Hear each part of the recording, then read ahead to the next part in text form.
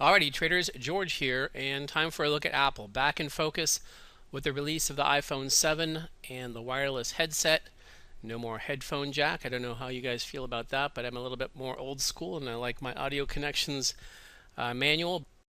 And when it comes to Apple as a stock, what we've got here is the balance beam model, and I'm showing you the daily view here going back about 600 days. I'm going back far enough to show where we had these early 2015 highs here, because at this triple top here we found a big sell-off essentially that kept it in a very volatile but downward channel until it sort of bottomed out here in the lower 90s. Since then it's tried to bounce up a couple of times. The current situation for Apple now is it's on its second bounce off of this level, and it's had a pretty good go at getting into the low 100s. Now if you look to the left, there's a couple things going on. The balance beams are where all the trading commitment is. The gaps are where there's less trading commitment. So it's come up here and it's found resistance at a pretty heavily traded zone. It's pulled back, it's put in a support swing at another area that generated a little bit of interest here. And now with today's close, we're actually in the low 108s. We're just starting to get back into this range here. So if this swing low holds here, that will give the bulls the opportunity to move it on up to some new target levels. This bounce beam and this one here are the two main ones above where we are. And the ceiling of this zone here would be what I would call a performance target. Something that we'd want to see the bulls get through, obviously, to get up to this level here. So that comes in at 111.90.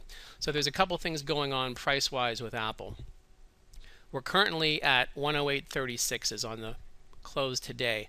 At 109.03s, that's going to put us just over the first mini spike down here, and that'll at least give it a shot at doing this to move through this moderate zone right here. See if we can get it up to about 112s. If it can do that, then things open up quite a bit. There's not as much trading commitment here, and that would give a pretty good shot at about a 5% pop there. And then the same deal magnified just above. There's even less trading commitment into a larger range here. So these two targets very, very doable with just a little bit more price proof.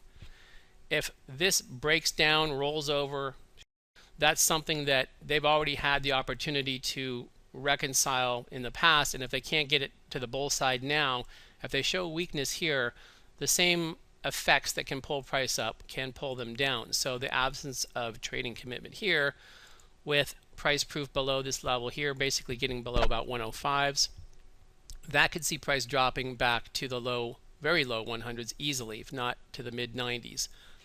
So where we are right now is at 109.03s, we'll have strength of signal to be long here with the performance target of 111.90s, and then really the main goal is to see 116.70, 126.45.